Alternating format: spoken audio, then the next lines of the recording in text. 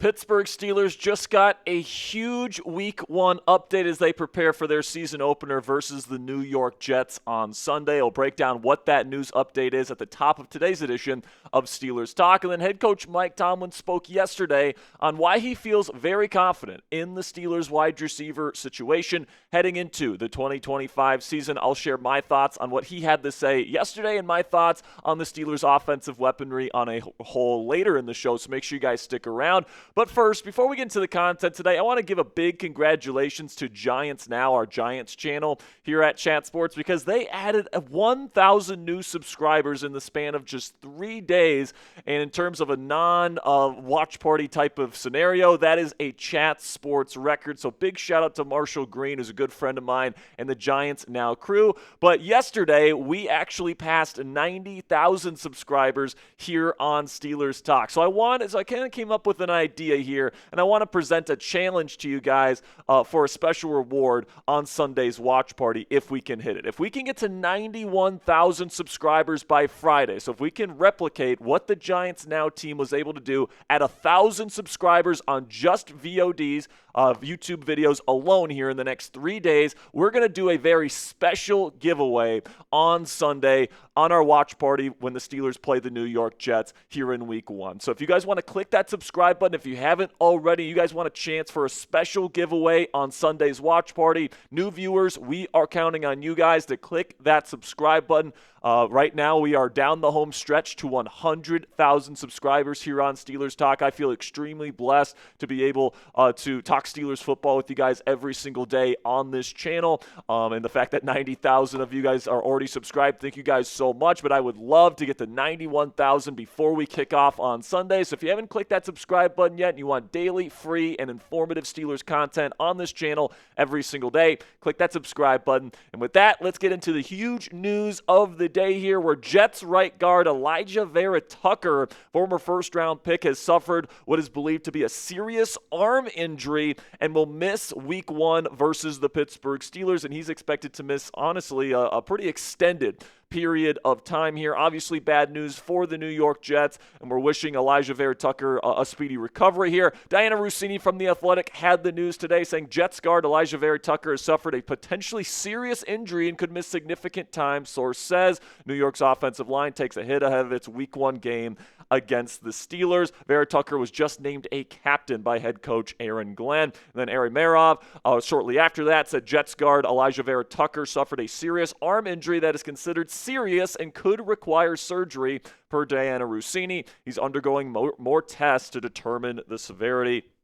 So, this is obviously a big hit to the New York Jets offensive line and really to their team, because heading into the year, Aaron Glenn, their new head coach there, has made it abundantly clear that they want to establish the run, that they want to be a running football team this year. It's one of the big reasons why they went out and signed Justin Fields to $20 million per season, is because they want their identity to be up front and with the run game. And Alijah Vera-Tucker is their best offensive lineman. He's a team captain for them, and unfortunately, he has dealt with some injury stuff throughout his career, but this is a really big hit to that offensive line, because outside of Vera-Tucker, there's a lot of unproven entities on that offensive line, and their replacements that they've got coming up here definitely are not on the same level that Vera-Tucker brings to the table every single week. So I would assume, guys, that Josh Myers, who was brought in free agency this year from the Green Bay Packers, is the next man up. There was a quote-unquote competition between him and Joe Tippmann,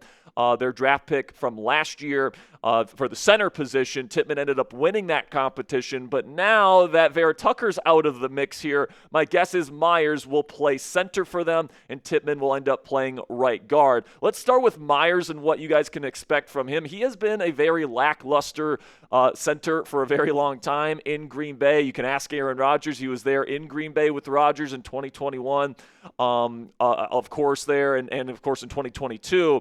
But, you guys can see the PFF grades, not not fantastic. Not that PFF grades are gospel or anything like that, but Myers has certainly not been considered a top flight center in the National Football League. He's kind of been seen as a replacement level starter type of guy, which is a big downgrade from like the Pro Bowl caliber guy that Alijah Vera-Tucker is. So I would assume here, guys, that this is how we look at the starting offensive line heading into the week. Joe Tippmann will be right guard, not center. Josh Myers, I'm guessing, will be the center for this football team. Then you got Armin Membu, the rookie out of Missouri, tasked with going up against TJ Watt without Alijah Vera-Tucker right next to him to provide support. So that's a big development in this week 1 matchup. You got Alu Fashanu from Penn State, their first round pick 2 years ago, had an up and down season. They're certainly relying on him to make a big step up here with Justin Fields under center this season. John Simpson coming over from Baltimore had a really good season last year, but honestly throughout his career he hasn't been all that fantastic. So my guess is he kind of regresses back to the mean. So with Alijah Vera-Tucker, I think this is a pretty darn good unit that needs to be reckoned with. Without Alijah Vera-Tucker, honestly, this is not a particularly good offensive line in the National Football League, in my opinion. There's a lot of inexperience. There's a lot of talent there, especially at tackle, but there's certainly a lot of question marks in this group heading into the year, which is not a good sign if you are a New York Jets fan heading into 2025. In terms of Tippmann, what he brings to the table, he did play a little bit of right guard back in 2023 for the Jets, and this is how he graded out.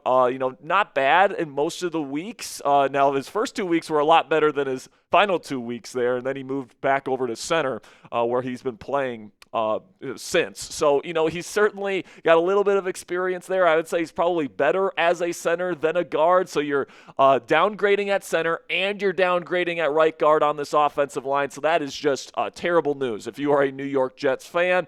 And obviously that's going to provide opportunities for the Steelers' defensive line and their pass rush to eat. Not only is Justin Fields notorious for holding onto the ball forever and being a slow mental processor, but also, now you get this news on the offensive line where they have probably their best player on that offensive line out for this football game. So I'm expecting TJ Watt going up against that rookie Armin Membu to really eat in this football game. I'm expecting Cam Hayward and Keanu Benton to eat against that very questionable interior offensive line. Now, I'm expecting Y.A. Black when he gets in to have a really good game as well. I think that, if you're the New York Jets and you're in a situation where you need to pass the football in this football game, good luck, because this pass rush is coming for you.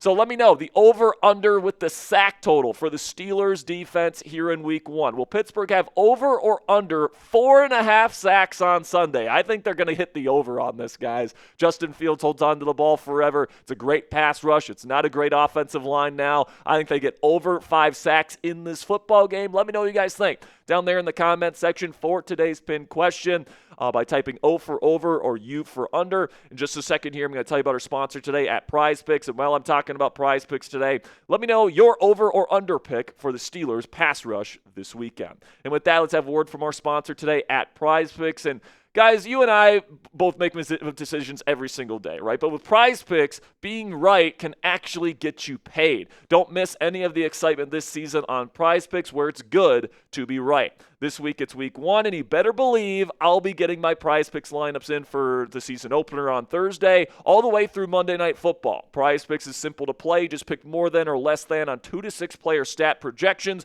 And if you get your picks right, you could cash in. Prize Picks also puts their users first, so all withdrawals are fast, safe, and secure. Prize Picks also offers Venmo, Apple Pay, MasterCard, and more for quick and easy deposits into your account this football season. And a new feature from Prize Picks that I absolutely love is injury reboots. If one of your players leaves the game in the first half with an injury and doesn't return, Prize Picks won't count it as a loss. So let's take a look at my Prize Picks projection that I've already locked in for the season opener, Eagles versus Cowboys on Thursday night. I'm taking the more on Dak Prescott passing yards. That's essentially a free play right there, guys, because it's just a half passing yard there. I'm taking the more on receiving yards for George Pickens. I'm taking the less on passing yards for Jalen Hurts, and I'm taking the more on rushing yards for Saquon Barkley. If you guys want to get a projection in before the season opener on Thursday or before the Steelers game on Sunday, you guys can download the app today. Use code CLNS to get $50 in lineups after you play your first $5 lineup on the Prize Picks app today.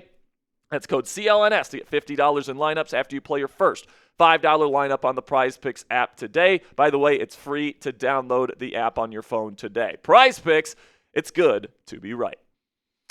So yesterday, Coach Tomlin addressed the media, and we did discuss some of the things on yesterday's News and Rumors video, but he really went into detail about the wide receiver 2 position, and you can tell that he's a little bit upset with kind of the narrative surrounding the quote-unquote wide receiver 2 position. He feels like he has a lot of confidence in this group and in his offensive weaponry heading into the 2025 campaign. I wanted to break down his comments here in detail here. This is what he had to say about the wide receiver situation here in Pittsburgh. I'm extremely confident in Calvin Austin, but I'm also equally confident in Roman Wilson and Jonnu Smith and Pat Freiermuth. There's a lot of speculation and narratives about a quote-unquote number 2 receiver, and I think in today's game, it comes at you in a lot of ways. Jonnu is somewhat of a positionless player. Calvin is growing and has grown and made big strides a year ago. We've been really excited about Roman Wilson in team development, and so I'm less concerned about who occupies the number 2 position.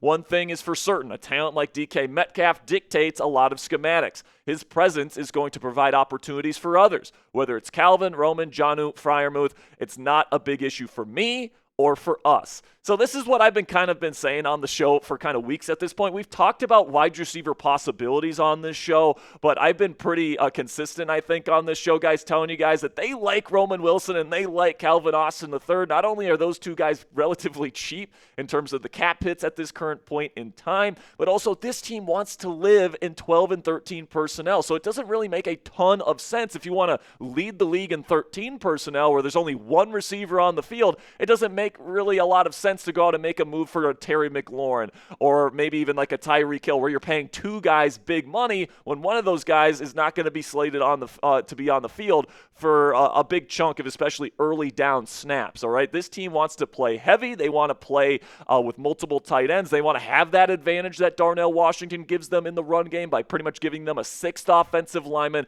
And they also want defenses to play heavier, so that gives more opportunities to guys like Jaylen Warren, Calvin Austin III, Roman Wilson, DK Metcalf, these guys that can really fly out in space. If defenses play slower and heavier, that's going to give them more opportunities. And I actually really like the Steelers' offensive plan this year, guys. And I think that this trio of wide receivers here in Pittsburgh are actually going to surprise people. Now, is Roman Wilson going to have like a 1,000-yard season? And is this going to be like a true dynamic duo like Jamar Chase and T. Higgins? No, I don't expect that. All right, I expect after DK to have it be more of a committee. All right, depending on what team that they play on any given week, which opportunities go to which player. It's going to depend week to week. All right, some weeks it's going to be Roman Wilson that's going to be your number 2 guy. Some weeks it's going to be Jonnu Smith as a manufactured touch guy as a tight end. Sometimes it's going to be Pat Freiermuth. Sometimes it's going to be Calvin. Like, it's going to be kind of a rotation week to week based on the matchup, which guy has the advantage against the opponent that week. And like Mike Tomlin says, DK Metcalf with his size and speed combination, not to mention his yak ability,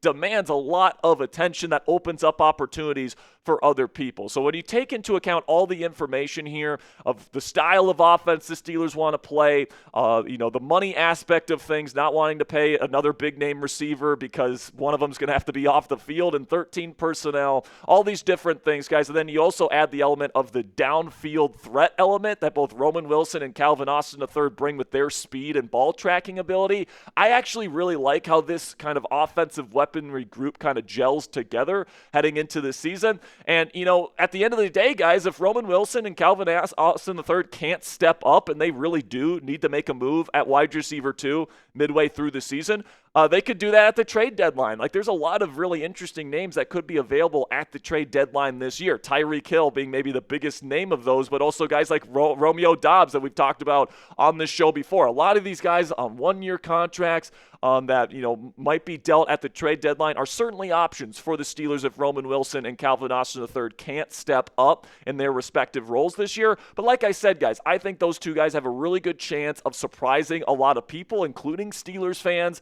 this year, and I can't wait to see it unfold here over the next several weeks. So let me know what you guys think down there in the comments section. What's your confidence level in Pittsburgh's offensive weaponry as a whole? Wide receivers, tight ends, and running backs heading into the year. Put it on a scale of 1, meaning this unit sucks, they're absolutely terrible, to 10 being this is the best offensive weaponry group in the National Football League. I have supreme confidence in this group. Let me know what you guys think down there in the comments section. And that'll be it for today's show, guys. Just a little bit of a reminder, though.